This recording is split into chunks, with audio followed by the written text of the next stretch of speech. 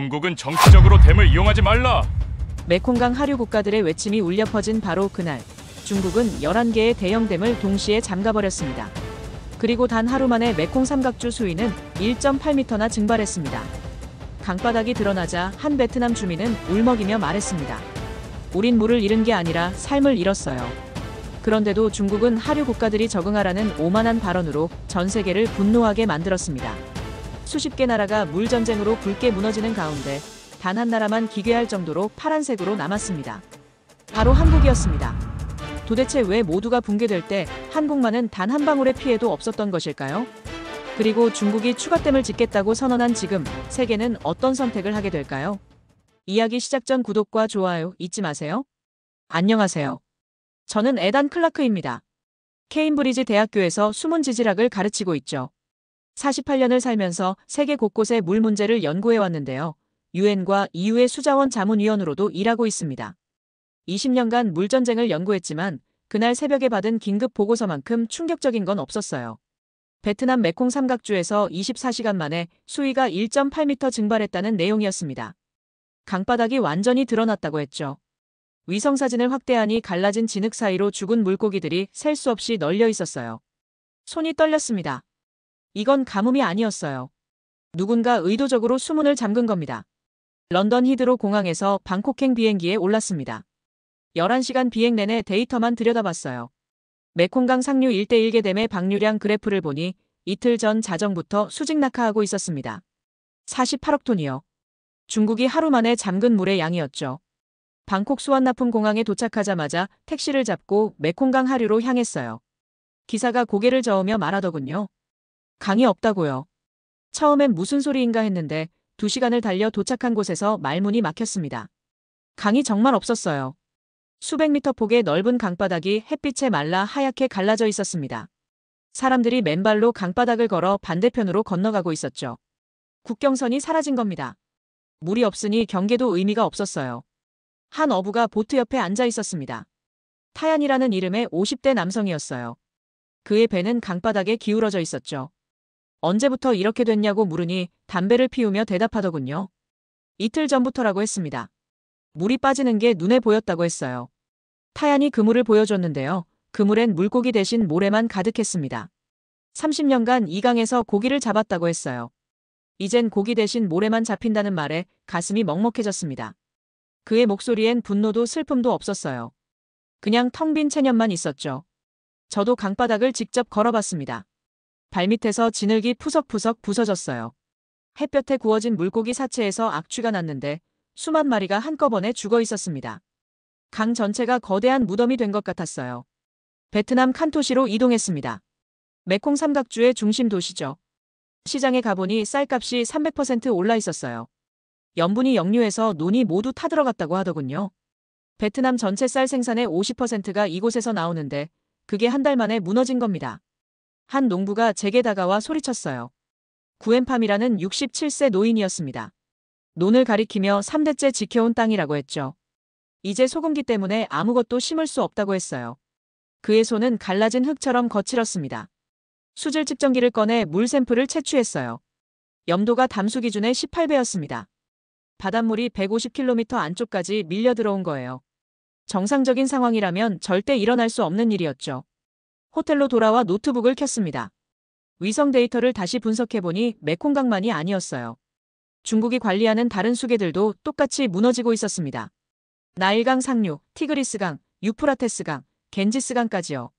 중국의 거대 댐들이 동시다발적으로 수문을 조절하고 있었던 겁니다. 피해 규모를 계산했어요. 6,200만 명이었습니다. 단 하루 만에 생존 위기에 몰린 인구였죠. 농업 붕괴 지역만 12만 제곱킬로미터, 어업 손실은 연간 48억 달러에 달했어요. 숫자를 입력할 때마다 손끝이 차갑게 식어갔습니다. 새벽 3시에 유엔 수자원국에서 이메일이 도착했어요. 글로벌 수자원 위기 긴급 분석이라는 제목의 보고서였습니다. 파일을 열어보니 전 세계 지도가 붉은색으로 물들어 있었어요. 중국 주변 모든 국가가 경고 등급이었습니다. 동남아시아, 남아시아, 중앙아시아, 중동, 아프리카 일부까지요. 붉은 점들이 대륙을 뒤덮고 있었죠. 화면을 확대해서 각 나라의 피해 수치를 확인했습니다. 메콩강 유역 6개국은 붉은색, 나일강 상류 1대1개국도 붉은색, 티그리스 유프라테스 2개국도 붉은색, 겐지스강 주변 3개국까지 모두 붉은색이었어요. 피해 인구 6,200만 명, 농업 붕괴. 면적 12만 제곱킬로미터, 어업 손실 연간 48억 달러라는 숫자가 계속 올라갔습니다. 하나의 대륙이 무너지고 있었어요. 의자에 등을 기대고 창밖을 바라봤습니다. 말라붙은 메콩강 강바닥에서 사람들이 횃불을 들고 걸어가고 있었어요. 국경을 넘어살 곳을 찾아가는 난민들이었죠. 타얀의 그물에 모래만 가득했던 장면이 떠올랐습니다. 구엠팜에 갈라진 논도 눈앞에 선했어요. 강이 죽은 게 아닙니다. 누군가가 강을 잠근 겁니다. 중국이 수문을 조절한 이후 48억 톤의 물이 증발했어요. 하류 국가들은 아무 준비도 없이 재앙을 맞았죠. 노트북 화면을 꺼버렸습니다. 분노가 치밀어 올랐어요. 20년간 물전쟁을 연구했지만 이건 전쟁이 아니었습니다. 학살이었어요. 상류 국가가 하류 국가의 생존권을 한순간에 빼앗아버린 겁니다. 다음 행선지를 결정해야 했어요. 베이징이었습니다. 중국 수력 공정 총국으로 가야 했죠. 그들에게 직접 물어봐야 했어요. 어떻게 이럴 수 있냐고, 왜 이렇게 했냐고, 책임을 질 생각은 있냐고요. 침대에 누웠지만 잠이 오지 않았습니다. 천장을 바라보며 타얀의 얼굴을 떠올렸어요. 30년간 고기를 잡았다던 그 남자, 이제 모래만 잡는다던 그 목소리가 귓가에 맴돌았습니다. 구엠팜에 갈라진 손도요. 3대째 지켜온 땅이 소금밭으로 변했다던 그 절망도요. 내일 베이징에서 답을 찾아야 합니다. 반드시요. 베이징 서우두 공항에 도착한 건 이른 아침이었습니다. 택시를 타고 중국 수력 공정 총국으로 향하는 내내 창밖 풍경을 바라봤어요. 깨끗하게 정돈된 거리, 높이 솟은 빌딩들, 질서정연하게 흐르는 교통이 눈에 들어왔습니다. 메콩강 하류에서 본 절망과는 너무나 대조적이었죠. 총국 건물은 거대했어요. 30층 규모의 유리 건물이 아침 햇살을 받아 반짝이고 있었습니다. 로비에 들어서자 정수 시스템 모형이 전시되어 있었어요. 중국이 자랑하는 1대1개 대형댐의 모델이 조명을 받으며 빛나고 있었죠. 화려했습니다. 하지만 제 눈엔 그게 무기처럼 보였어요. 접수대에서 왕레이 부국장과의 면담을 신청했습니다. 유엔 자문위원 신분증을 보여주니 30분 후 만날 수 있다고 하더군요. 대기실에 앉아 노트북을 꺼냈어요. 베트남에서 수집한 데이터를 다시 정리했습니다. 타얀의 빈 그물, 구엠팜의 소금밭된 논, 6,200만 명의 피해자들이요. 왕레이 부국장이 나타났습니다. 50대 초반으로 보이는 남성이었어요. 짙은 회색 정장에 빨간 넥타이를 맨 모습이 인상적이었죠. 악수를 청하며 환한 미소를 지었는데 그 미소가 왠지 차갑게 느껴졌습니다. 그의 사무실로 안내받았어요. 벽 한쪽에는 중국 전역의 수력 발전 지도가 걸려 있었습니다. 파란색 선으로 표시된 강들, 붉은 점으로 표시된 댐들이 거미줄처럼 얽혀 있었죠. 왕레이는 자랑스럽게 말했어요. 이 시스템이 중국 전체 전력의 18%를 공급한다고요. 저는 곧바로 본론으로 들어갔습니다. 메콩강 수위 급락에 대해 물었어요. 베트남, 태국, 라오스, 캄보디아에서 벌어지고 있는 재앙에 대해 설명했죠. 데이터를 보여주며 48억 톤의 물이 하루 만에 사라진 사실을 지적했습니다. 왕레이는 편안하게 의자에 기댄 채 들었어요. 제 설명이 끝나자 차를 한 모금 마시고 천천히 입을 열었습니다. 그의 대답은 충격적이었어요. 방류량을 조절한 건 맞다고 했습니다. 하지만 그건 중국의 정당한 권리라고 했죠. 상류 국가로서 자국의 수자원을 관리하는 건 당연하다고 말했어요. 하류 국가들이 적응하지 못하는 건 그들의 문제라고 덧붙였습니다. 저는 참을 수가 없었어요. 6,200만 명이 생존 위기에 처했다고 말했죠. 타얀이라는 어부가 30년간 잡던 고기 대신 모래만 잡는다고 했어요. 구엠팜이라는 농부의 3대째 논이 소금밭으로 변했다고 설명했습니다. 왕레이는 눈썹 하나 까딱하지 않았어요. 오히려 창밖을 가리키며 말했습니다. 베이징을 보라고요. 14억 인구를 먹여 살리려면 강력한 수자원 통제가 필요하다고 했죠. 하류 국가들도 자체적으로 대비했어야 한다고 말했어요. 제가 유엔 수자원 협약을 언급하자 왕레이는 비웃듯 웃었습니다. 협약은 권고일 뿐 강제가 아니라고 했어요. 중국은 자국의 이익을 최우선으로 한다고 분명히 말했죠. 물은 힘이고 힘은 가진 자의 것이라는 말까지 덧붙였습니다. 더 이상 대화가 의미 없다는 걸 깨달았어요. 왕레이에게 책임을 묻는 건 불가능했습니다. 그는 자신의 행동이 정당하다고 믿고 있었으니까요. 사무실을 나오는 제 손이 떨렸어요. 분노 때문이었습니다. 엘리베이터에서 내려와 로비를 걸으면서 다시 전시된 댐 모형들을 봤어요. 이제 그게 명백하게 보였습니다. 무기였어요. 물을 무기로 만든 시스템이었죠. 호텔로 돌아와 즉시 노트북을 켰습니다. 왕레이와의 면담 내용을 정리하며 전체 피해 규모를 재분석하기 시작했어요. 중국의 1대1 계댐이 동시다발적으로 방류량을 조절하면서 얼마나 많은 국가들이 영향을 받았는지 확인해야 했습니다. 메콩강 유역부터 시작했어요. 베트남, 태국, 라오스, 캄보디아, 미얀마, 중국 남부까지 6개국이었습니다. 직접 피해 인구만 4,200만 명이었죠.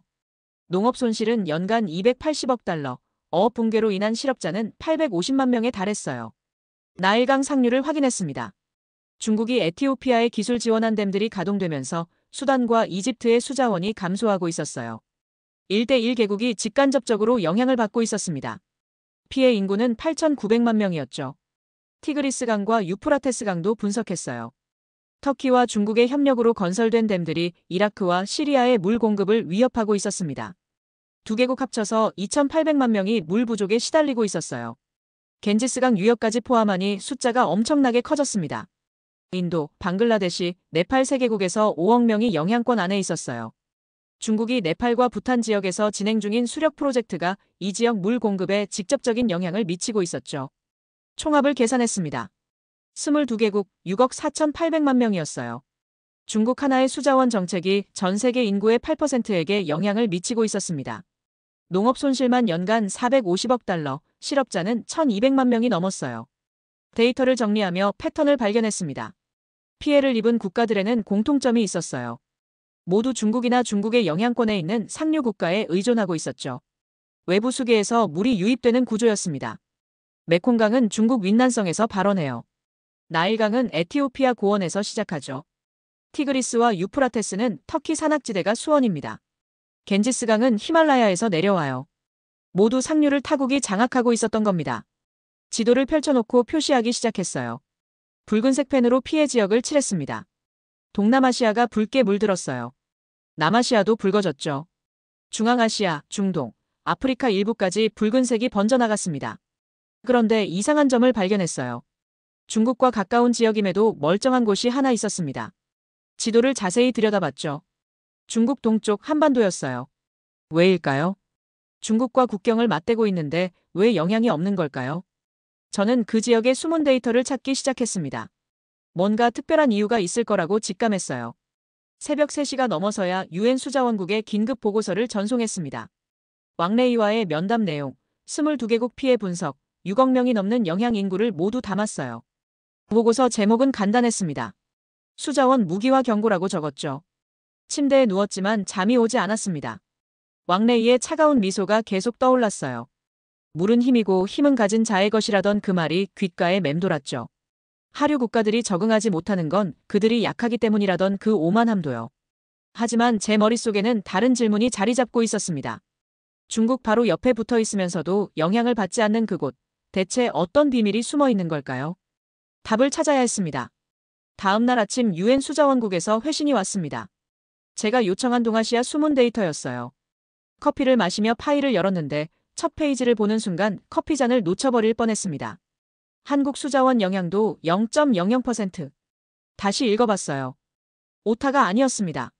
중국이 48억 톤의 물기를 잠근 그날 22개국 6억 명이 피해를 입었는데 한국만 완벽하게 안전했던 겁니다. 지리적으로 말이 안 됐어요. 한국은 중국과 국경을 맞대고 있습니다. 대륙에 붙어 있죠. 데이터를 계속 확인했어요. 중국 동북부 지역도 물 부족 경고가 떠 있었습니다. 러시아 연해주도 수위 변화가 감지됐고요. 북한 북부 지역도 영향권 안에 있었어요. 그런데 한국만 파란색이었습니다. 마치 보이지 않는 방패막이 쳐진 것처럼요. 유엔 보고서를 더 깊이 들여다봤습니다. 한국의 4대강 수위 변화 그래프가 나왔어요. 한강, 낙동강, 금강, 영산강 모두 정상 범위 내에서 안정적으로 유지되고 있었습니다. 중국의 댐 가동 전후를 비교해도 변화가 거의 없었어요. 이상했습니다. 베트남은 중국에서 2,000km 떨어져 있는데 재앙을 맞았어요. 한국은 불과 수백 킬로미터 거리인데 멀쩡했죠. 거리 문제가 아니었습니다. 뭔가 근본적으로 다른 이유가 있었어요. 노트북 화면을 멍하니 바라봤습니다. 메콩강 하류에서 봤던 타얀의 얼굴이 떠올랐어요. 그물에 모래만 가득했던 그 장면이요. 구엠팜의 소금밭된 논도 생각났습니다. 왕래이의 차가운 미소도요. 22개국이 무너졌어요. 6억 명이 생존 위기에 몰렸죠. 농업이 붕괴되고 어업이 사라지고 난민이 발생했습니다. 상류국가 하나의 결정으로요. 그런데 한국만 달랐어요. 같은 대륙에 있고 같은 시기에 같은 상황을 겪었는데 혼자만 멀쩡했습니다. 우연일까요? 운이 좋았던 걸까요? 아니면 뭔가 특별한 이유가 있는 걸까요? 지도를 펼쳤습니다. 중국을 중심으로 둘러봤어요. 서쪽엔 중앙아시아 국가들이 붉게 표시돼 있었습니다. 남쪽엔 동남아시아가 빨갛게 물들어 있었죠. 북쪽 러시아 일부도 경고 등급이었어요. 그런데 동쪽만 파랗게 빛나고 있었습니다. 한반도요. 중국과 가장 가까운 곳 중 하나인데 유일하게 안전했어요. 마치 섬처럼요. 손가락으로 지도를 따라가 봤습니다. 중국에서 한국으로 이어지는 수계가 있나 확인했어요. 압록강과 두만강이 국경을 이루고 있었습니다. 하지만 그 물이 한국 내륙으로 들어가는지는 알 수 없었어요. 다른 나라들과 비교해 봤습니다. 베트남은 메콩강이 중국에서 직접 내려왔어요. 이집트는 나일강이 에티오피아를 거쳐 흘렀죠. 이라크는 티그리스강이 터키에서 시작됐습니다. 한국은 어떤가요? 중국과 연결된 강이 한국 안으로 들어오나요? 북한과 공유하는 수계가 있나요? 외부에서 물이 유입되는 구조인가요? 질문이 꼬리를 물었습니다. 답을 찾을 수가 없었어요. 자료가 부족했습니다. UN 보고서는 결과만 보여줬을 뿐 이유를 설명하지 않았어요. 케임브리지 대학교 연구실에 전화를 걸었습니다. 조교 토마스가 받았어요. 한국의 수자원 시스템에 대한 자료를 찾아달라고 부탁했습니다. 정부 보고서든 학술 논문이든 뭐든 좋으니 보내달라고 했죠. 1시간쯤 지나 토마스에게서 연락이 왔어요. 자료를 찾긴 했는데 대부분 한국어라고 하더군요. 영문 자료는 많지 않다고 했습니다. 그나마 찾은 몇 개를 보내주겠다고 했어요. 파일이 도착했습니다. K수자원본부라는 기관의 영문 브로셔였어요. 내용을 읽어봤는데 흥미로웠습니다.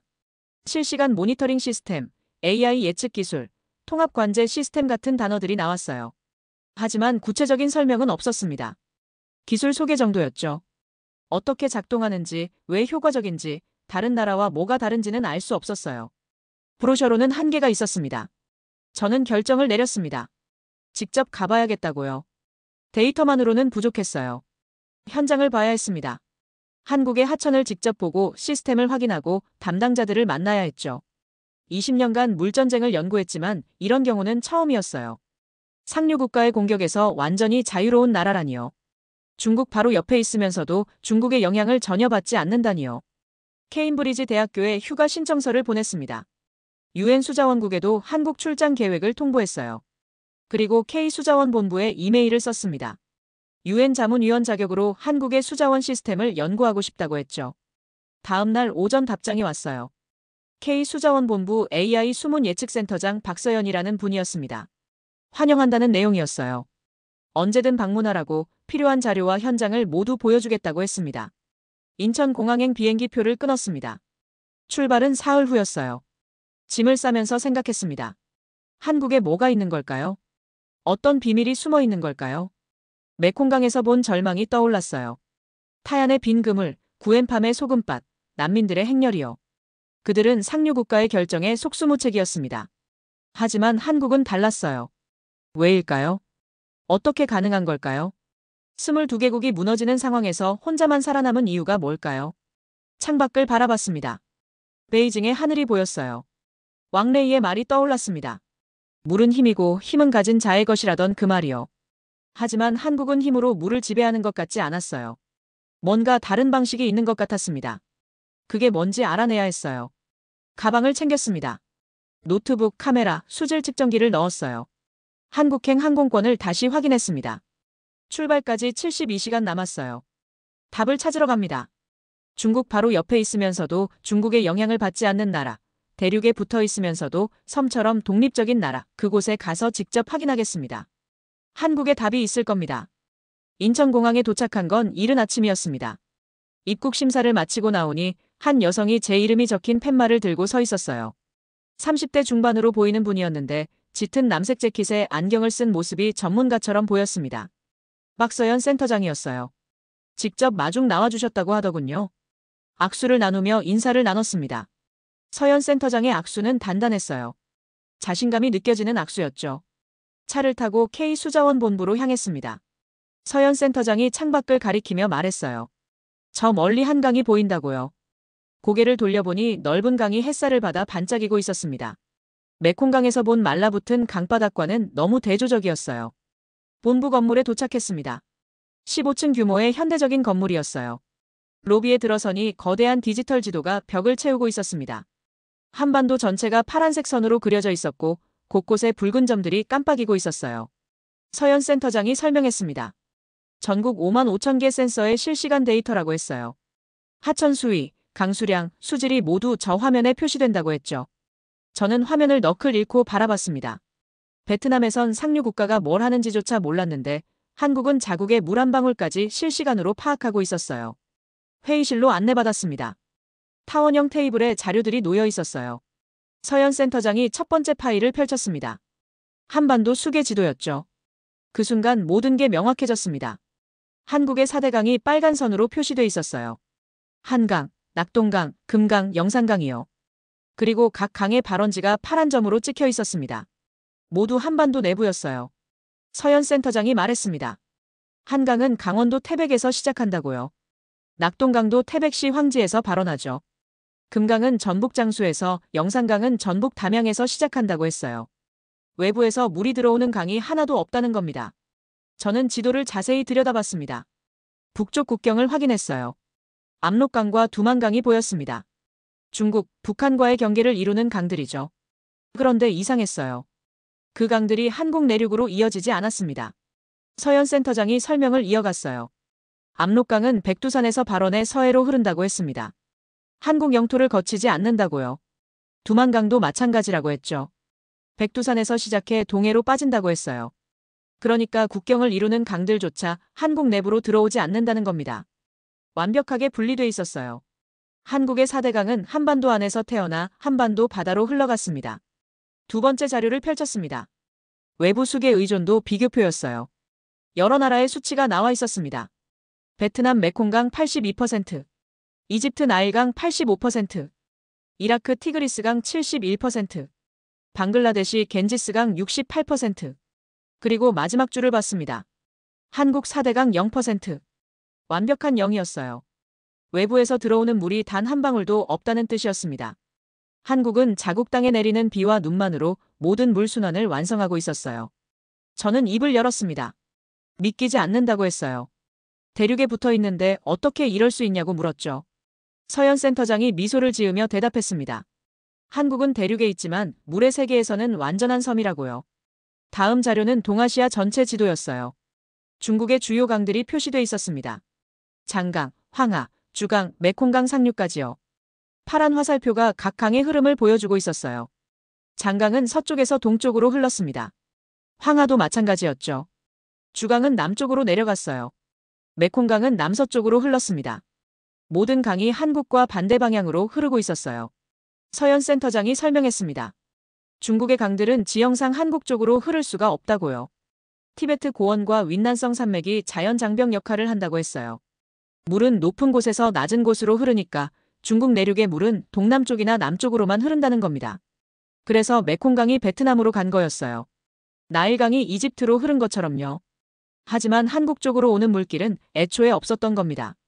네 번째 자료는 한반도 지형도였어요. 등고선이 빽빽하게 그려져 있었습니다. 서현 센터장이 북쪽을 가리켰어요. 백두산부터 시작해서 개마고원, 낭림산맥이 이어진다고 했습니다. 그리고 남쪽을 가리켰어요. 태백산맥이 한반도 동쪽을 따라 내려간다고 했습니다. 소백산맥이 중부를 가로지른다고요. 노령산맥이 남서쪽에 있다고 했죠. 산맥들이 한반도를 둘러싸고 있었어요. 북쪽에서 남쪽까지 이어지는 산맥들이 자연장벽을 만들고 있었습니다. 외부 물길이 넘어올 수 없는 구조였어요. 저는 질문했습니다. 그럼 한국의 물은 어디서 오느냐고요? 서현 센터장이 대답했습니다. 하늘에서 온다고요. 연간 강수량 데이터를 보여줬어요. 한국은 1년에 평균 1300mm의 비가 내린다고 했습니다. 세계 평균의 1.6배라고 했어요. 게다가 겨울엔 눈이 내린다고 했죠. 산맥 지역에 쌓인 눈이 봄에 녹으면서 강으로 흘러든다고 했습니다. 그러니까 한국은 외부 수계 없이도 충분한 물을 확보할 수 있는 거였어요. 하늘에서 내리는 비와 눈만으로 4대강을 채우고 농업용수를 대고 생활용수를 공급한다는 겁니다. 마지막 자료는 중국댐 가동 전후 비교 그래프였죠. 메콩강 수위가 급격히 떨어진 게 보였습니다. 나일강도 마찬가지였죠. 티그리스강도 하락했어요. 그런데 한국 4대강 그래프는 평평했습니다. 중국댐 가동 전이나 후나 똑같았어요. 변화가 없었습니다. 영향을 받지 않은 거죠. 서현 센터장이 말했습니다. 한국은 상류 국가가 없다고요. 중국도, 북한도, 러시아도 한국의 상류가 아니라고 했어요. 한국의 강들은 한반도 안에서 시작해서 한반도 바다로 끝난다고 했습니다. 그래서 왕레이가 댐을 잠가도 한국엔 아무 영향이 없었던 거예요. 메콩강이 말라도 나일강 수위가 떨어져도 한국 강들은 그대로였던 겁니다. 연결돼 있지 않았으니까요. 저는 의자에 등을 기댔습니다. 충격이었어요. 20년간 물전쟁을 연구하면서 이런 구조는 처음 봤습니다. 대륙에 붙어 있으면서도 수문학적으로 완벽하게 독립된 나라라니요. 메콩강에서 본 타얀의 얼굴이 떠올랐습니다. 30년간 고기를 잡았는데 이제 모래만 잡힌다던 그 남자요. 구엠팜의 소금밭도 생각났어요. 3대째 지켜온 논이 하루아침에 망가진 거였죠. 그들은 상류 국가에 의존했습니다. 메콩강 유량의 82%가 중국에서 왔으니까요. 중국이 수문을 잠그면 속수무책이었어요. 선택권이 없었습니다. 하지만 한국은 달랐어요. 의존할 상류 국가가 없었습니다. 스스로 물을 만들어냈어요. 하늘에서 내리는 비로요. 산에 쌓인 눈으로요. 독립적이었습니다. 서현 센터장이 창밖을 가리켰습니다. 한강이 보였어요. 잔잔하게 흐르는 강물이 햇살을 받아 반짝이고 있었습니다. 그 강물은 태백산 속에서 시작됐다고 했어요.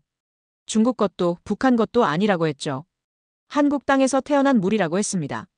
저는 질문했습니다. 그럼 가뭄은 어떻게 대비하냐고요? 비가 안 오면 어떻게 하냐고 물었어요. 서현 센터장이 미소 지으며 대답했습니다. 그건 다음에 보여드리겠다고요.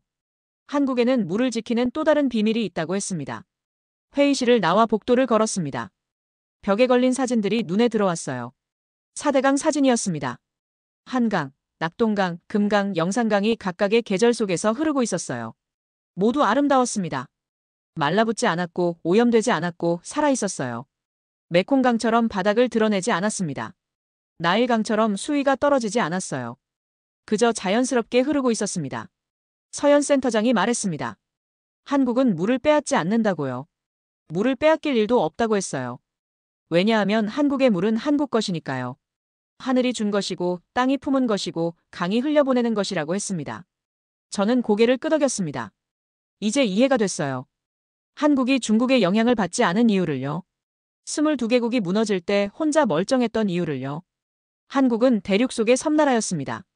지리적으로는 붙어있지만 수문학적으로는 완벽하게 분리돼 있었어요. 외부 수계 유입률 0%, 상류 국가 연계, 독립적인 물순환 시스템이요. 왕레이의 말이 떠올랐습니다. 물은 힘이고 힘은 가진 자의 것이라던 그 말이요. 하지만 한국은 힘으로 물을 지배하지 않았어요. 그냥 스스로 물을 가지고 있었습니다. 처음부터요. 내일은 현장을 보기로 했습니다. 강원도 산악지역으로 간다고 했어요.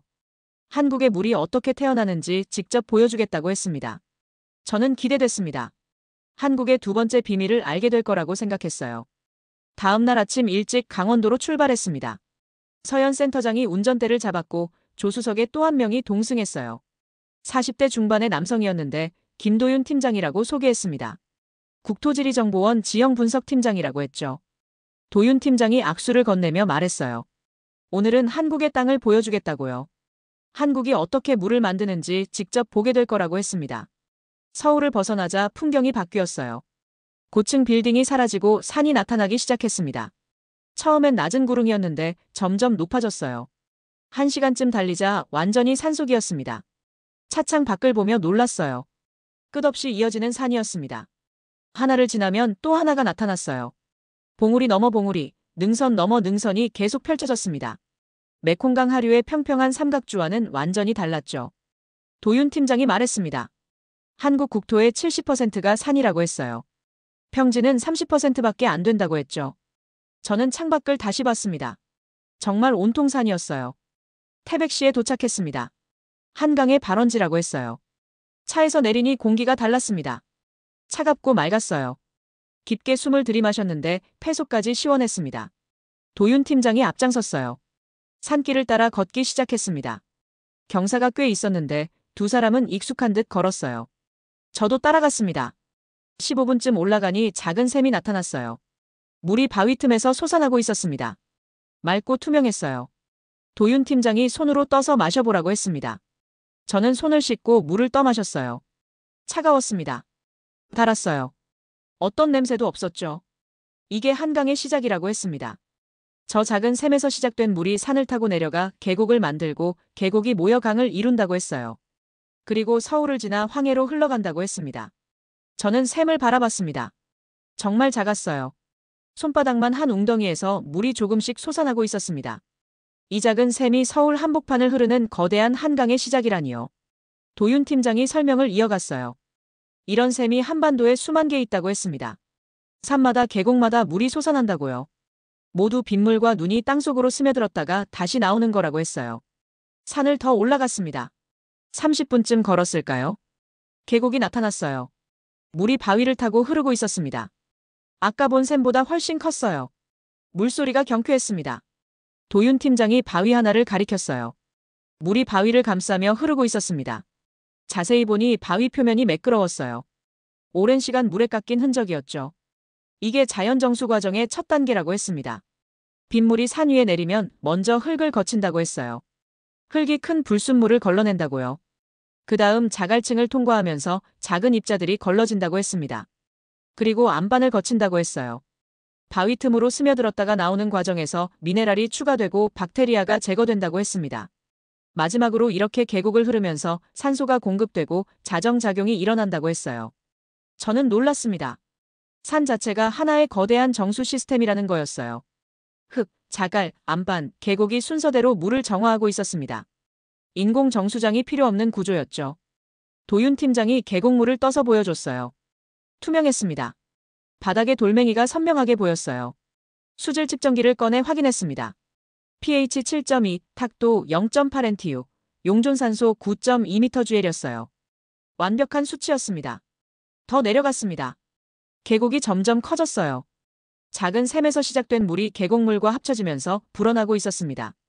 30분을 더 걸으니 제법 큰 하천이 나타났어요. 물이 세차게 흐르고 있었습니다. 바위들 사이를 휘감아 돌며 내려가고 있었어요. 도윤 팀장이 말했습니다. 이게 한강 지류 중 하나라고요.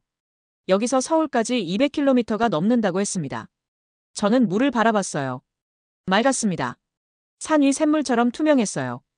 200km를 흘러가도 이 깨끗함이 유지된다는 게 신기했습니다. 도윤 팀장이 설명했어요. 한국은 국토가 작지만 강이 많다고 했습니다. 사대강 외에도 수백 개의 지류가 있다고요. 모두 산에서 시작한다고 했어요. 그래서 한국의 강은 짧고 빠르다고 했습니다. 발원지에서 바다까지 평균 200km라고 했어요. 경사가 급해서 빠르게 흐른다고도 했죠. 메콩강처럼 4000km를 천천히 흐르는 강과는 다르다고 했습니다. 이게 장점이라고 했어요. 짧고 빠르면 오염될 시간이 없다고 했습니다. 산에서 정화된 물이 빠르게 바다로 가니까 깨끗함이 유지된다고요. 게다가 계속 새로운 물이 공급되니 순환이 빠르다고 했습니다. 서현 센터장이 덧붙였어요. 한국의 연평균 강수량이 1300mm라고 했습니다. 세계 평균보다 많다고요. 게다가 산이 많으니 빗물을 저장하는 능력도 크다고 했어요. 산이 스펀지 같다고 했습니다. 비가 오면 흙과 안반이 물을 흡수한다고요. 그리고 천천히 내보낸다고 했어요. 가뭄이 와도 산에 저장된 물이 계속 샘으로 나온다고 했습니다. 저는 주변을 둘러봤어요. 끝없는 산이 보였습니다. 저 모든 산이 물을 저장하고 있다는 거였어요. 거대한 천연댐이었죠. 콘크리트로 만든 댐이 아니라 흙과 바위로 이루어진 댐이요. 도윤 팀장이 통계를 알려줬습니다. 한국 산림이 저장하는 물이 연간 180억 톤이라고 했어요. 이게 전국댐 저수량의 3배라고 했습니다. 산 자체가 댐보다 더 큰 물 저장고라는 거였죠. 저는 메콩강이 떠올랐어요. 평평한 삼각주에는 산이 없었습니다. 비가 오면 그대로 바다로 빠져나갔어요. 가뭄이 오면 저장된 물이 없었죠. 오직 상류에서 내려오는 물에만 의존했습니다. 하지만 한국은 달랐어요. 산이 물을 저장했습니다. 천천히 내보냈어요. 비가 안 와도 샘이 마르지 않았습니다. 상류 국가가 없어도 괜찮았어요. 산이 댐 역할을 했으니까요. 다시 차를 타고 이동했습니다. 낙동강 발원지로 간다고 했어요. 1시간쯤 달리니 또 다른 산이 나타났습니다. 황지연못이라고 했어요. 연못이 3개 있었습니다. 물이 땅에서 솟아오르고 있었어요. 신기했습니다. 평지에서 물이 솟아나고 있었어요. 도윤 팀장이 설명했습니다. 주변 산에서 스며든 지하수가 여기서 용출된다고 했어요. 낙동강이 여기서 시작된다고 했습니다. 이 작은 연못에서 시작된 물이 부산까지 520km를 흘러간다고 했어요. 남한에서 가장 긴 강이라고 했죠. 연못물을 확인했습니다. 역시 맑았어요. 수질도 깨끗했습니다. 산에서 정화된 물이었죠. 도윤 팀장이 말했습니다. 이게 한국의 땅이라고요. 70%가 산이고 그 산이 전부 물을 만든다고 했어요. 정화하고 저장하고 천천히 내보낸다고 했습니다. 그래서 한국은 외부 물이 필요 없다고 했어요. 하늘에서 비가 내리고 산이 받아서 깨끗하게 만들어 강으로 보낸다고요. 이 땅 자체가 하나의 거대한 물순환 장치라고 했습니다. 저는 고개를 끄덕였습니다. 이제 완전히 이해가 됐어요. 한국이 중국의 영향을 받지 않은 이유요. 22개국이 무너질 때 혼자 멀쩡했던 이유요. 한국은 지형 자체가 요새였습니다. 70%의 산이 물을 지키고 있었어요. 자연이 만든 정수 시스템, 자연이 만든 저수지, 자연이 만든 방어벽이었죠. 왕래이가 아무리 댐을 잠가도 소용없었어요. 한국의 물은 중국에서 오지 않았으니까요. 산에서 왔으니까요. 하늘에서 왔으니까요. 차를 타고 서울로 돌아가는 길이었습니다. 창밖으로 산들이 지나갔어요. 저는 그 산들을 다른 눈으로 봤습니다. 이제 그게 보였어요. 저 산들이 물을 만들고 있다는 게요. 서현 센터장이 말했습니다. 내일은 본부에서 기술 시스템을 보여주겠다고요. 한국이 이 물을 어떻게 관리하는지 알게 될 거라고 했어요. 저는 기대됐습니다. 지형적 이점만으로도 놀라웠는데 거기에 기술까지 더해진다면요. 한국의 세 번째 비밀이 궁금해졌습니다. 다음 날 아침 K수자원 본부로 다시 찾아갔습니다. 서현 센터장이 로비에서 기다리고 있었어요. 오늘은 특별한 곳을 보여주겠다며 앞장섰습니다. 엘리베이터를 타고 12층으로 올라갔어요. 문이 열리자 거대한 공간이 나타났습니다. AI 수문 예측센터라는 표지판이 보였죠. 안으로 들어서는 순간 숨이 멎을 것 같았습니다. 벽 전체가 스크린이었어요. 3면이 디스플레이로 둘러싸인 공간이었습니다. 한반도 지도가 실시간으로 움직이고 있었어요. 파란 점들이 수만 개 깜빡이고 있었고 숫자들이 끊임없이 변하고 있었습니다. 서현 센터장이 설명했습니다. 전국 55만 개 센서의 실시간 데이터라고 했어요. 하천 수위, 강수량, 댐 저수량, 지하 수위, 토양 수분까지 모든 게 여기 표시된다고 했습니다. 저는 화면을 너클 잃고 바라봤어요. 베트남에서는 상류댐이 뭘 하는지조차 몰랐습니다. 타야는 물이 빠지는 걸 눈으로 보고서야 알았죠. 하지만 한국은 전국의 물 한 방울까지 실시간으로 파악하고 있었어요. 한 직원이 키보드를 조작했습니다. 화면이 확대되며 한강 유역이 나타났어요. 수십 개의 붉은 점이 보였습니다. 서현 센터장이 말했어요. 저게 한강에 설치된 센서들이라고요. 화면 한쪽에 그래프가 떴습니다. 지난 24시간 동안의 수위 변화였어요. 완만한 곡선이 그려져 있었습니다. 밤사이 비가 왔는데 수위가 15cm 올랐다가 다시 정상으로 돌아온 게 보였어요. 서현 센터장이 설명을 이어갔습니다. AI가 이 모든 데이터를 분석한다고 했어요. 홍수를 예측하는 정확도가 88%라고 했습니다. 72시간 전에 미리 경보를 낸다고 했죠. 저는 물었어요. 어떻게 그게 가능하냐고요. 서현 센터장이 다른 화면을 띄웠습니다. 복잡한 알고리즘이 나타났어요. 저도 수문학자지만 이해하기 어려운 수식들이었습니다. AI가 55만 개 센서 데이터를 동시에 분석한다고 했어요. 상류 강수량, 댐 저수량, 토양 포화도, 하류 수위를 종합해서 계산한다고 했습니다. 게다가 기상청 데이터까지 연동된다고 했죠. 그래서 비가 오기 전에도 홍수를 예측할 수 있다고 했어요. 상류에 비 예보가 뜨면 AI가 자동으로 하류 수위 변화를 시뮬레이션한다고 했습니다. 위험하면 미리 댐 방류를 조절한다고 했어요. 다음 화면이 나타났습니다. 4대강에 설치된 스마트보 시스템이었어요. 뭐라는 게 뭔지 물었습니다. 서현 센터장이 설명했어요. 강 중간에 설치된 가동식 수문이라고 했습니다. 평소엔 닫아서 물을 저장한다고 했어요. 가뭄 때 농업용수로 쓴다고 했죠. 하지만 홍수가 예측되면 자동으로 열린다고 했습니다. 물을 빠르게 바다로 내보내는 거라고 했어요. 화면의 보안화가 확대됐습니다. 낙동강 하만 보였어요. 수문이 천천히 열리는 모습이 보였습니다. 서현 센터장이 말했어요. 저게 어제 새벽에 찍힌 거라고요. 상류 강수량이 증가해서 AI가 자동으로 개방 명령을 내렸다고 했습니다. 저는 놀랐어요. 사람이 조작한 게 아니라 AI가 판단했다는 겁니다. 홍수 위험을 계산하고 최적의 방류량을 산출하고 자동으로 수문을 연 거였어요. 서현 센터장이 덧붙였습니다. 전국 16개 보가 모두 이렇게 작동한다고 했어요. 실시간으로 데이터를 주고받으며 최적화된다고 했습니다. 상류에서 방류하면 하류보가 미리 준비한다고 했죠. 다음 자료를 보여줬어요. 지하댐이었습니다. 처음 들어보는 개념이었어요. 댐인데 지하에 있다는 게 이해가 안 됐습니다. 서현 센터장이 제주도 지도를 띄웠어요. 14개의 붉은 점이 표시돼 있었습니다. 저게 지하댐이라고 했어요. 지표수가 아니라 지하수를 관리하는 시설이라고 했습니다. 제주도는 화산섬이라고 했어요. 땅이 현무암으로 돼 있어서 빗물이 그냥 스며든다고 했습니다. 지표에 물이 고이지 않는다고 했죠. 그래서 지하수가 중요하다고 했어요. 지하댐은 지하수가 바다로 빠져나가는 걸 막는다고 했습니다. 지하에 차수벽을 설치해서 물을 가둔다고 했어요. 그리고 필요할 때 퍼올려 쓴다고 했습니다. 이게 가뭄 대비책이라고 했어요. 지표수가 부족해도 지하수가 있으니까요. 14개 지하댐이 연간 2,400만 톤을 저장한다고 했습니다. 제주도 전체 용수의 30%라고 했어요. 저는 감탄했습니다. 지표수도 관리하고 지하수도 관리한다니요. 물순환의 모든 단계를 통제하고 있었어요. 서현 센터장이 마지막 화면을 띄웠습니다. 위성 이미지였어요. 한반도 전체가 보였습니다. 구름이 움직이고 있었고 색깔이 변하고 있었어요. 천리안 위성 데이터라고 했습니다. 10분마다 한반도 전체를 촬영한다고 했어요. 구름 이동, 강수 분포, 토양 수분까지 파악한다고 했습니다. 이 데이터가 AI 시스템으로 들어간다고 했어요. 55만 개 지상 센서 데이터와 결합된다고 했습니다. 그래서 한반도 전체의 물순환을 3D로 시뮬레이션 할 수 있다고 했어요. 화면이 바뀌었습니다. 한반도가 3차원으로 나타났어요. 파란색 선들이 흐르고 있었습니다. 강이었어요. 산에서 시작해 바다로 흐르는 모든 강이 보였습니다. 숫자들이 표시됐어요. 각 강의 유량, 속도, 수질이 실시간으로 업데이트되고 있었습니다. 댐 저수율도 보였어요. 지하수위도 나타났습니다. 서현 센터장이 말했어요.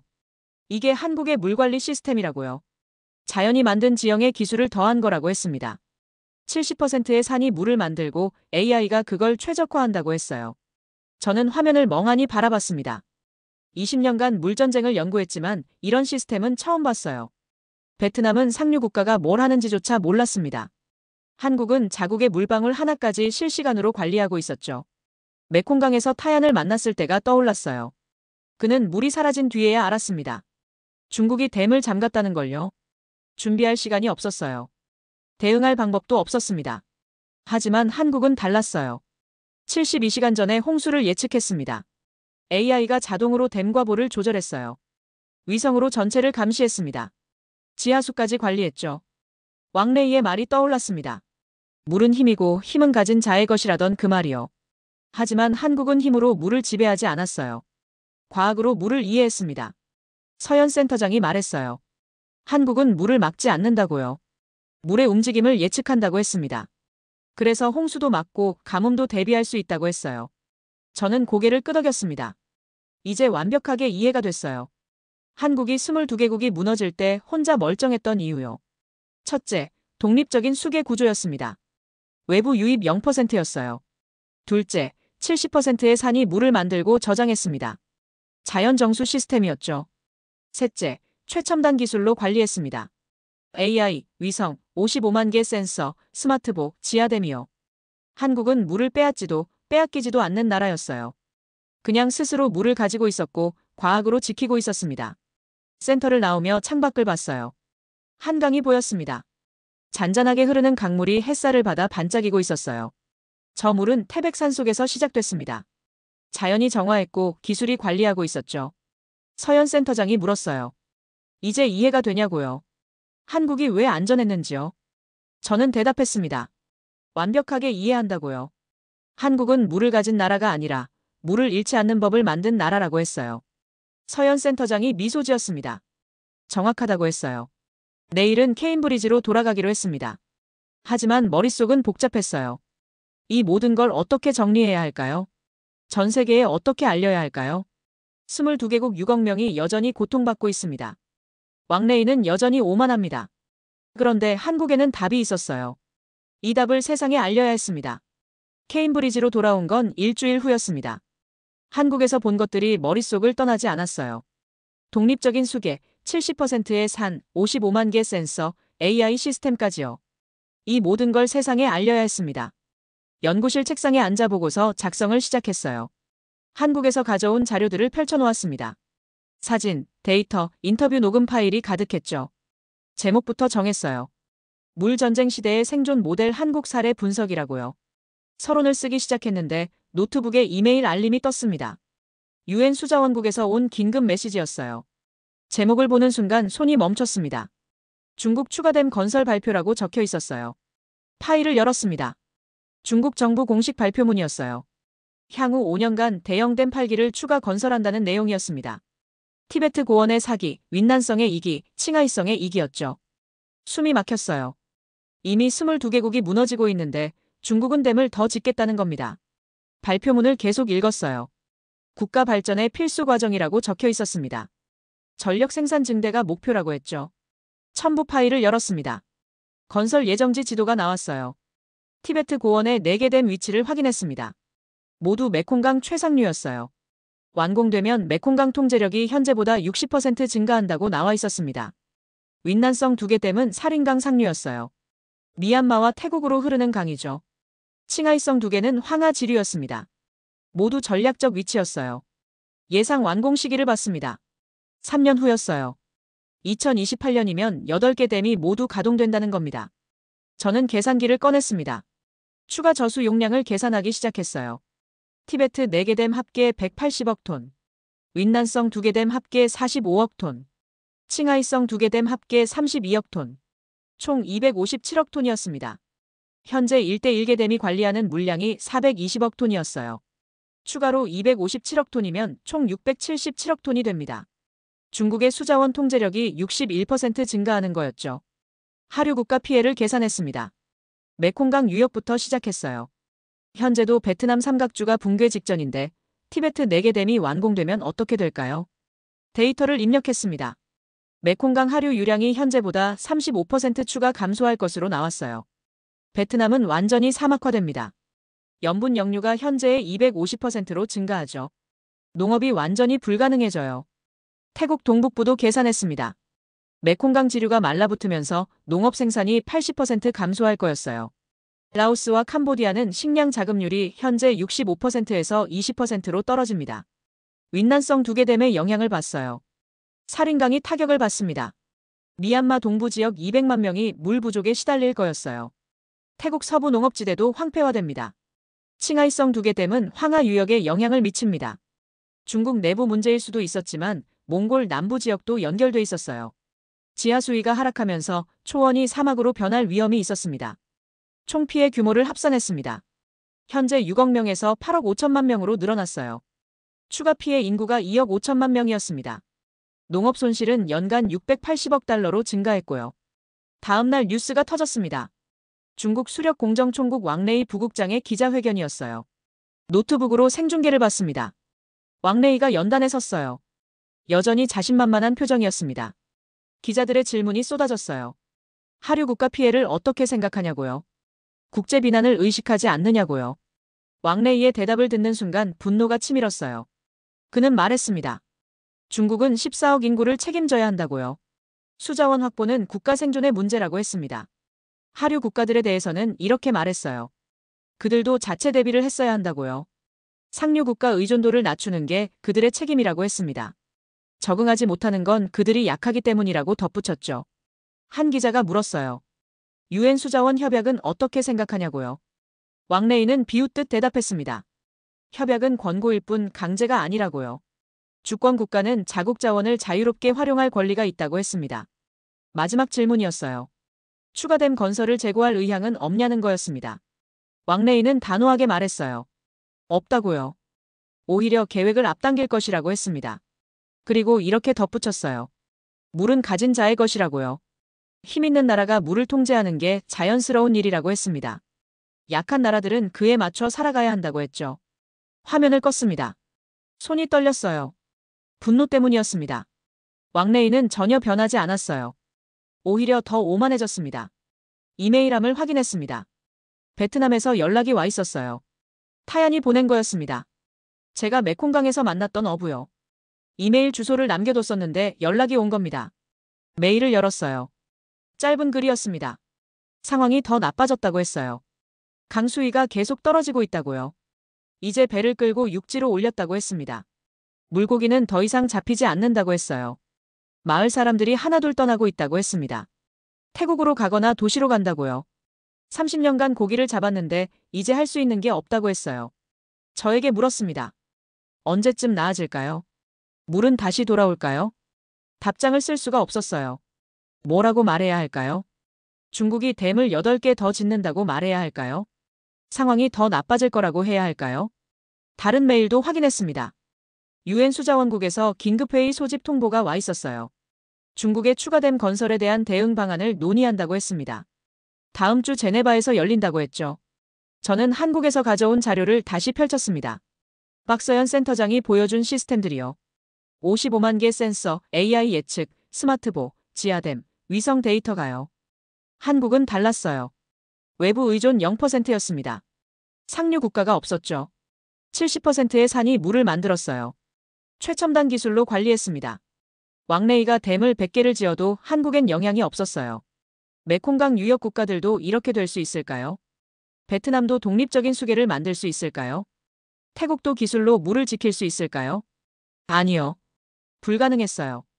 지형이 다릅니다. 메콩강은 중국에서 시작해요. 나일강은 에티오피아에서 출발하죠. 지형은 바꿀 수 없습니다. 하지만 한국 모델에서 배울 건 있었어요. 물 관리 기술이요. AI 예측 시스템, 실시간 모니터링, 스마트댐 운영 같은 거요. 지형은 못 바꿔도 기술은 배울 수 있습니다. 보고서를 쓰기 시작했습니다. 제목은 간단했어요. 물 전쟁 시대의 생존 모델 한국 사례 분석이라고 적었습니다. 서론에 왕레이의 오만함을 담았어요. 중국의 추가댐 건설 계획을 상세히 기술했습니다. 8억 5천만 명이 위험에 처한다는 것도 썼죠. 본론에는 한국 모델을 넣었어요. 독립적 수계 구조, 자연 정수 시스템, 최첨단 기술 관리를 설명했습니다. 데이터와 사진을 첨부했어요. 결론에는 이렇게 썼습니다. 한국은 물을 가진 나라가 아니라 물을 잃지 않는 법을 만든 나라라고요. 지형적 운이 좋았지만 그 운을 과학으로 극대화했다고요. 왕레이는 힘으로 물을 지배하려 합니다. 하지만 한국은 과학으로 물을 이해했어요. 그 차이가 22개국의 붕괴와 한국의 안정을 만들었다고 썼습니다. 보고서를 완성했습니다. 유엔에 제출했어요. 제네바 회의에서 발표하겠다고 했습니다. 창밖을 봤어요. 케임브리지 하늘이 흐렸습니다. 곧 비가 올 것 같았어요. 저는 생각했습니다. 이 비가 메콩강에 내렸으면 좋겠다고요. 타얀의 강에 물이 다시 차올랐으면 좋겠다고요. 하지만 현실은 달랐어요. 왕레이는 댐을 더 짓고 있었습니다. 중국은 더 많은 물을 가두고 있었어요. 하류 국가들은 계속 무너지고 있었죠. 제네바에서 이 모든 걸 말해야 했습니다. 한국의 사례를 보여줘야 했어요. 다른 길이 있다는 걸 증명해야 했습니다. 물은 가진 자의 것이 아니라 지키는 법을 아는 자의 것이라고 말해야 했어요. 제네바행 비행기에 올랐습니다. 노트북 가방에는 완성된 보고서가 들어 있었어요. 250페이지 분량이었습니다. 한국에서 본 모든 것, 측정한 모든 데이터, 찍은 모든 사진이 담겨 있었죠. 창밖을 바라보며 생각했습니다. 과연 사람들이 믿을까요? 대륙에 붙어 있으면서도 물 전쟁에서 자유로운 나라라니요. 중국이 댐을 잠가도 끄떡없는 시스템이라니요. 제네바에 도착한 건 이른 아침이었어요. 유엔 본부 회의실로 향했습니다. 이미 여러 나라 대표들이 모여 있었어요. 베트남, 태국, 라오스, 캄보디아 대표들이 보였습니다. 이집트, 수단, 이라크 대표들도 있었죠. 모두 지쳐 보였어요. 베트남 대표는 눈밑이 검었습니다. 태국 대표는 서류를 꽉 쥐고 있었어요. 그들의 나라가 무너지고 있었으니까요. 회의가 시작됐습니다. 의장이 중국 추가댐 건설에 대한 우려를 표명했어요. 하류 국가들이 차례로 발언했습니다. 베트남 대표가 먼저 일어났어요. 메콩 삼각주 상황을 보고했습니다. 염분 역류가 250% 증가했다고 했어요. 농업 생산이 60% 감소했다고요. 450만 명이 이주를 준비하고 있다고 했습니다. 목소리가 떨렸어요. 태국 대표도 발언했습니다. 동북부 지역 수위가 계속 떨어지고 있다고 했어요. 어획량이 80% 감소했다고요. 수십만 어부들이 생계를 잃었다고 했습니다. 라오스, 캄보디아도 비슷한 이야기였어요. 이집트는 나일강 수위 감소를 보고했습니다. 이라크는 티그리스강 붕괴를 말했죠. 모두 절박했습니다. 그런데 중국 대표는 없었어요. 회의 참석을 거부했다고 했습니다. 왕레이의 얼굴이 떠올랐어요. 물은 가진 자의 것이라던 그 오만한 표정이요. 제 차례가 왔습니다. 단상에 올랐어요. 노트북을 연결하고 프레젠테이션을 시작했습니다. 첫 슬라이드에는 세계 지도가 나타났어요. 붉은색으로 물든 22개국이 보였습니다. 그리고 하나만 파란색이었어요. 한국이요. 저는 말했습니다. 여러분, 저는 지난 한 달간 이 미스터리를 풀기 위해 현장을 다녔다고요. 메콩강에서 절망을 받고 베이징에서 오만을 봤으며 한국에서 답을 찾았다고 했어요. 다음 슬라이드를 넘겼습니다. 한반도 수계 지도가 나타났어요. 4대강이 모두 내부에서 발언하는 모습이 보였습니다. 외부 수계 유입률 0%라고 적었죠. 회의장이 조용해졌습니다. 모두 화면을 뚫어지게 바라봤어요. 저는 설명을 이어갔습니다. 한국은 지리적으로 대륙에 있지만 수문학적으로는 완벽한 섬이라고요. 산악 지형 사진을 보여줬습니다. 강원도 태백 한강 발원지, 계곡을 흐르는 맑은 물이요. 국토의 70%가 산이고 그 산이 자연정수 시스템이라고 설명했어요. 베트남 대표가 손을 들었습니다. 질문했어요. 그럼 한국은 가뭄 때 어떻게 하냐고요? 비가 안 오면 물이 없는 거 아니냐고요. 다음 슬라이드를 넘겼습니다. K수자원본부 AI 센터 사진이 나타났어요. 거대한 스크린에 실시간 데이터가 표시된 모습이요. 55만 개 센서가 전국을 모니터링한다고 설명했습니다. AI가 홍수를 88% 정확도로 예측한다고 했어요. 72시간 전에 미리 대비한다고요. 스마트보가 자동으로 물을 조절한다고 했습니다. 지하댐이 가뭄을 대비한다고도 했죠. 태국 대표가 물었습니다. 그 기술을 다른 나라도 쓸 수 있냐고요. 저는 고개를 끄덕였어요. 가능하다고 했습니다. 지형은 못 바꿔도 기술은 배울 수 있다고요. 이집트 대표도 발언했습니다. 우리도 실시간 모니터링이 필요하다고 했어요. 에티오피아가 댐을 얼마나 방류하는지 알아야 대비할 수 있다고요. 한국 시스템을 도입하고 싶다고 했습니다. 회의장 분위기가 바뀌었어요. 처음엔 절망이 가득했는데 이제 희망이 보이기 시작했습니다. 사람들이 메모하기 시작했어요. 질문이 쏟아졌습니다. 저는 마지막 슬라이드를 띄웠습니다. 박서연 센터장이 한 말을 적어놨어요. 한국은 물을 막지 않습니다. 물의 움직임을 예측합니다. 그리고 제 말을 덧붙였습니다. 물 전쟁의 시대에서 한국은 그 누구의 물도 빼앗지 않았다고요. 그저 물과 공존하는 법을 만든 나라라고 했어요. 왕래인은 힘으로 물을 지배하려 합니다. 하지만 한국은 과학으로 물을 이해했어요. 그 차이가 생존과 붕괴를 갈랐다고 말했습니다. 발표가 끝났습니다. 박수가 터져나왔어요. 베트남 대표가 일어나 박수쳤습니다. 태국, 라오스, 이집트 대표들도 일어났어요. 회의장 전체가 기립박수를 보냈습니다. 휴식 시간에 여러 대표들이 저에게 다가왔어요. 베트남 대표가 물었습니다. 한국 정부와 연결해 줄 수 있냐고요. 기술 협력을 요청하고 싶다고 했습니다. 태국 대표도 같은 요청을 했어요. 이집트, 이라크, 방글라데시 대표들도 줄을 섰습니다. 모두 한국 모델을 배우고 싶어 했어요. 저는 박서연 센터장에게 이메일을 보냈습니다. 상황을 설명하고 국제 협력 가능성을 물었어요. 30분 후 답장이 왔습니다. 환영한다는 내용이었어요. K수자원본부가 기술 이전 프로그램을 준비하겠다고 했습니다. 각국 전문가들을 초청해 교육하겠다고도 했죠. 한국의 경험을 나누고 싶다고 했어요. 회의가 재개됐습니다. 의장이 발언했어요. 한국 사례를 UN 수자원 관리 우수 사례로 등재하겠다고 했습니다. 그리고 각국이 한국과 기술 협력을 추진할 수 있도록 지원하겠다고 했죠. 표결은 필요 없었어요. 만장일치로 합의됐습니다. 참석한 34개국 모두가 동의했어요. 한국 모델을 연구하고 각국 상황에 맞게 적용하는 방향으로요. 결의문이 작성됐습니다. 한국의 수자원 관리 시스템을 국제사회가 주목하고 있으며 각국이 자국 실정에 맞게 벤치마킹할 것을 권고한다는 내용이었어요. 강제가 아닌 권고였지만 그것만으로도 충분했습니다. 회의가 끝나고 밖으로 나왔습니다. 제네바 호수가 보였어요. 잔잔한 물결이 햇살을 받아 반짝이고 있었습니다. 저는 호숫가에 앉아 휴대폰을 꺼냈어요. 타얀에게 이메일을 썼습니다. 오늘 제네바에서 있었던 일을 설명했어요. 한국 모델이 국제 표준이 됐다고요. 베트남도 곧 그 기술을 배우게 될 거라고 했습니다. 물이 당장 돌아오진 않겠지만 이제 대비할 수 있을 거라고 했어요. 상류 국가가 뭘 하는지 실시간으로 알 수 있을 거라고요. 미리 준비할 수 있을 거라고 했습니다. 희망을 잃지 말라고 썼어요. 세상이 변하고 있다고요. 물은 더 이상 가진 자만의 것이 아니라고 했습니다. 지키는 법을 아는 모든 이의 것이 될 거라고요. 이메일을 보냈습니다. 호수를 바라보며 생각했어요. 한 달 전 메콩강에서 말라붙은 강바닥을 봤을 때가 떠올랐습니다. 타얀의 빈 그물, 구엠팜의 소금밭이요. 그때는 절망밖에 없었어요. 왕래이의 오만함 앞에서 무력했습니다.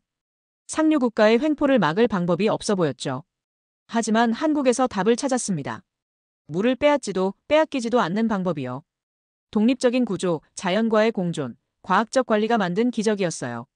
그리고 오늘 그 답이 세계의 주목을 받았습니다. 22개국이 무너질 때 혼자 서 있던 나라의 비밀이 이제 모두의 희망이 된 거예요. 휴대폰이 울렸습니다. 박서연 센터장이었어요. 전화를 받았어요. 센터장이 말했습니다. 소식 들었다고요. 유엔에서 연락이 왔다고 했어요. 다음 달부터 각국 전문가들이 한국을 방문한다고 했습니다. 베트남 10명, 태국 8명, 이집트 12명이 첫 그룹이라고요. 시스템을 보여주고 기술을 가르치고 경험을 나눌 거라고 했어요. 저도 참여해달라고 했습니다. 국제자문 역할을 맡아달라고요. 저는 흔쾌히 승낙했어요. 이 일을 끝까지 보고 싶었습니다. 전화를 끊고 다시 호수를 바라봤습니다. 물결이 잔잔하게 일렁이고 있었어요. 저는 중얼거렸습니다. 물은 가진 자의 것이 아니다. 지키는 법을 아는 자의 것이다. 왕래이는 여전히 댐을 짓고 있을 겁니다. 중국은 계속 물을 가둘 거예요. 하지만 이제 하류 국가들은 무력하지 않습니다. 준비할 수 있어요. 대비할 수 있죠. 한국이 보여준 길을 따라갈 수 있습니다. 완전히 똑같을 순 없어도 배울 순 있어요. 기술을 도입하고 시스템을 구축하고 과학으로 물을 이해할 수 있습니다. 제네바 하늘이 맑았습니다. 구름 한 점 없는 파란 하늘이었어요. 저는 가방을 메고 일어났습니다. 호텔로 돌아가 다음 보고서를 써야 했어요. 이제 시작입니다. 한국 모델이 국제 표준이 된 건 첫걸음일 뿐이에요. 실제로 각국에 적용하고 시스템을 구축하고 사람들을 교육하는 긴 여정이 남아 있습니다. 하지만 이제 방향은 정해졌어요. 물 전쟁의 시대에서 살아남는 법을요. 한국이 그 답을 보여줬고 세계가 그 답을 선택했습니다. 메콩강에 다시 물이 찰 날이 올 겁니다. 타얀이 다시 그물을 던질 날이 오겠죠. 구엠팜의 논에 벼가 자랄 날도 올 거예요. 그날을 위해 저는 계속 이 일을 할 겁니다. 물과 공존하는 세상을 만들기 위해서요.